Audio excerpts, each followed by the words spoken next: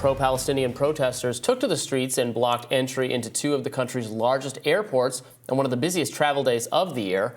Protesters blocked the entrance to New York's JFK International Airport and also California's LAX airport yesterday morning to try and draw attention to the pro-Palestinian cause. Here's a quick look at the scene yesterday outside JFK.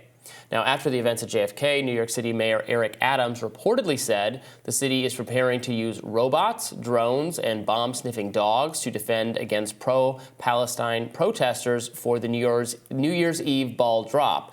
Adams added he is sure there will be attempts to disrupt the event because everyone looks for events like this if they want to do bad things. The scene in America followed a grim Christmas in Gaza, where disturbing images allegedly depict men and children stripped down to their underwear in the middle of a field on Christmas Day. Northwestern University professor Stephen Thrasher described the images as sexual violation of children plain as day, adding that Israel is showing off to the rest of the world that they can strip children down to their underwear in December on camera, humiliate them, kill them if they please on Christmas Day, and the U.S., UN, UK will do nothing to stop them. Following the horrifying images, a clip of a Palestinian Christian priest calling for solidarity with the Palestinian people made its rounds on the internet. Let's take a look. Gaza today has become the moral compass of the world. Gaza was hell before October 7th, and the world was silent. Should we be surprised at their silence now? If you are not appalled by what is happening in Gaza, if you are not shaken to your core, there is something wrong with your humanity. And if we as Christians are not outraged by the genocide, by the weaponization of the Bible to justify it, there is something wrong with our Christian witness, and we are compromising the credibility of our gospel message. Israel's actions over the holiday come as the country seemingly solidified its plan to oust Palestinians from the region. An article on antiwar.com alleges that Israel President Bibi Netanyahu is looking for countries to absorb Palestinians from Gaza, a narrative backed up by an article in the Jerusalem Post that asserts the northern Sinai Peninsula is an ideal location to develop a spacious resettlement for the people of Gaza. As friend of the show, Glenn Greenwald, put it, Israeli officials and media figures in Hebrew talk openly about how the real purpose of the war that American taxpayers are paying for and arming, is to render Gaza uninhabitable so that Palestinians are forced to leave and Israel can take that land, aka ethnic cleansing. IDF spokesperson Lieutenant Colonel Peter Lerner had this to say when pressed on targeting areas, the IDF targeting areas that are heavily populated by civilians, such as refugee camps, which of course happened over the Christmas holiday. Let's watch. I don't doubt that Hamas are using civilians to protect themselves. I guess my question again is whether that only means those civilians deserve even more to be spared. It's not their choice necessarily to stay. And again, specifically as we talk about some of these refugee camps, some of the places people have escaped to in the past where they had nowhere else to go, is it uncomfortable for you when there is collateral damage in areas like that, more so than a few weeks ago? Where else should those people be going? I think there's no comparison really, Wilf, if we look between the weeks that have passed and where we're going as we move forward. Every civilian death, every civilian casualty in this war is a tragedy. It's a tragedy for the individuals. It's a tragedy for the family. It's a tragedy for the community. It's a tragedy, nevertheless, that Hamas brought on us. And in a surprise attack, they caused the most devastating attack on Israelis in the history of the state of Israel. And that is precisely why the paradigm needs to change. It's precisely why we have no alternative. What would the alternative be? Not protect ourselves and hope Hamas don't do it again, despite them promising to do the 7th of October repeatedly. So from our perspective, the civilians need to be spared, absolutely. From our perspective, we are operating under the understanding and within accordance to the laws of armed conflict, distinguishing between the civilians. That's why we're asking them to evacuate from specific locations where we intend, where we understand Hamas is operating from. Ooh, so there's a lot that obviously happened over the few days of the holiday that I've been. I know you were back yesterday, so it's a little overwhelming to get into the segment. First of all, it's interesting that you hear from the Israeli official there at the end, a very similar narrative that we've been hearing from the beginning of the crisis. I think the difference is that now that there is just such an overwhelming amount of documentary evidence of not just the number of people have been killed, which is eclipsed 20,000 at this point, the scale of the destruction to the infrastructure and buildings in Gaza, with nearly 2 million people internally displaced at this point. Targeting of reports of sniper attacks with the 2 Christian women leaving the church shortly before the holiday, destruction of historical buildings, of religious significance, of multiple world religions in Gaza, that people, I think, are less accepting of a narrative that Israel is doing everything it can to minimize civilian deaths. If you reflect on the ratios of civilian to target deaths over the last 2.5 months or so in Gaza, it's rather stunning to realize that not only, as we've discussed in the show, are they wildly out of step in terms of civilian deaths, children deaths, all of those metrics, than any other conflict in modern war history, but that even compared to the horrific attacks on October 7th, their ratio to target military target ratio is worse than what we saw from Hamas, which obviously is a group that has none of the targeting sophistication and military sophistication of the Israeli army.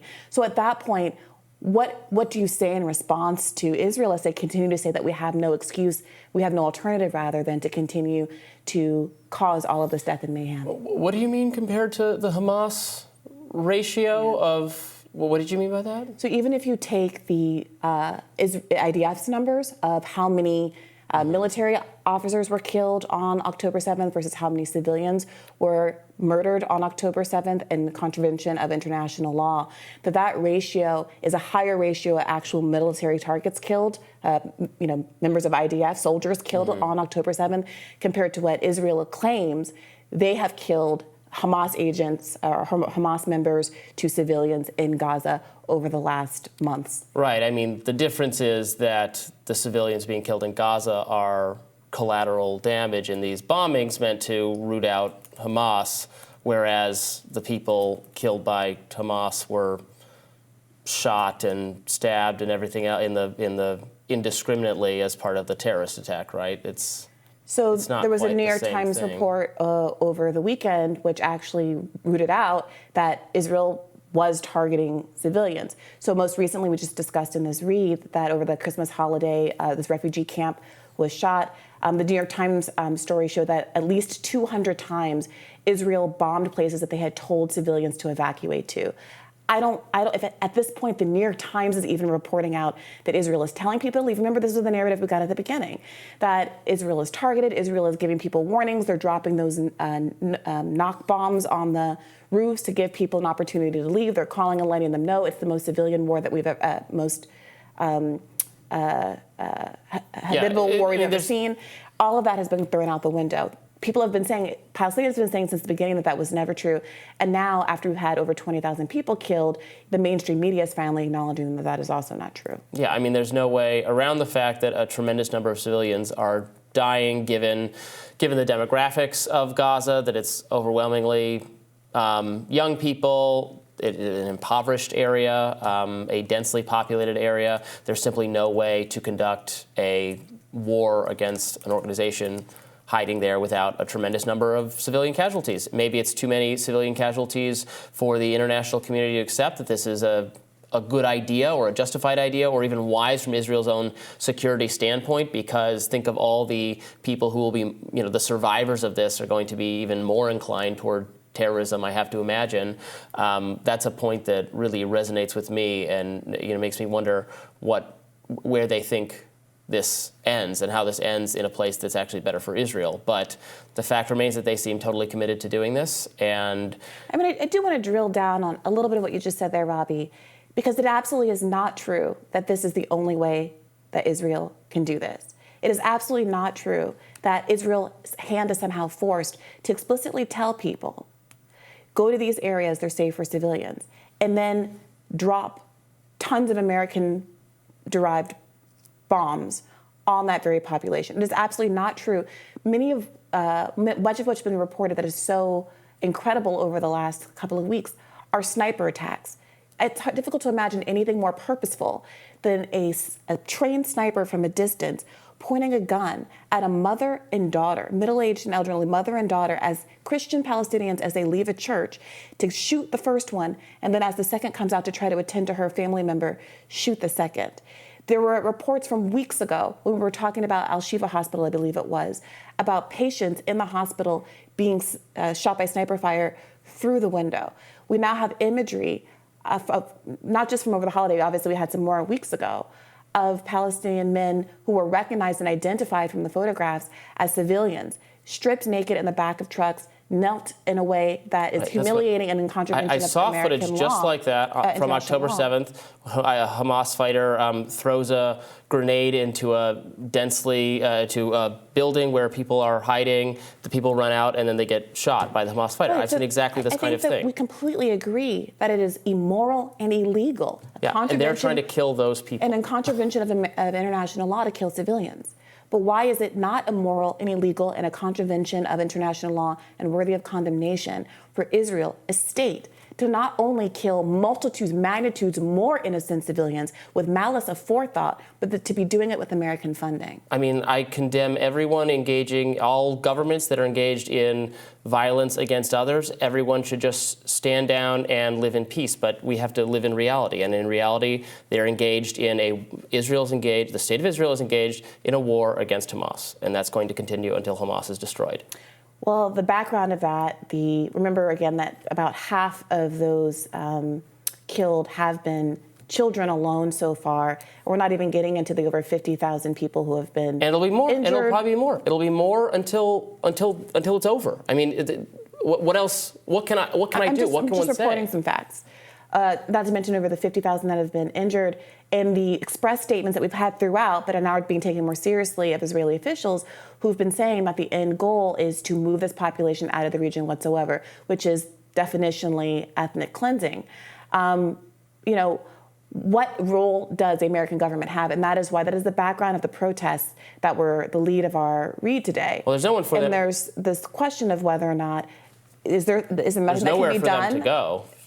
As you have articulated, or is in the middle of an election year, there's an opportunity for people to put pressure on our government, without which this behavior from Israel very much arguably could not take place. Well, I'm not sure what blocking streets and messing with people's holiday commute does constructively to help the cause. I mean, maybe you could explain this to me. I don't understand why protesters engage in this, think that their cause then becomes more sympathetic or better liked. Aren't people just annoyed at the protesters then, and if anything, would think more disparagingly of their cause? I don't know. I did see reporting of someone on the ground. This was relatively short-lived. It was only 40 or so people.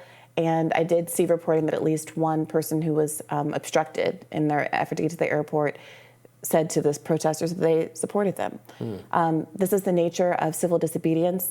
It often is very purposefully inconvenient because, again, the backdrop of why people are motivated to do this is that they see a contemporary genocide rolling out, an ethnic cleansing rolling out, and the public sphere, the likes of which I think we've never seen so viscerally because of the advent of social media and the ability to share social media clips from within the genocide zone. And people feel like it's a small price to pay to have some impact in raising awareness and forcing people to confront what our government is doing. But obviously people can be of two minds about that. More Rising right after this.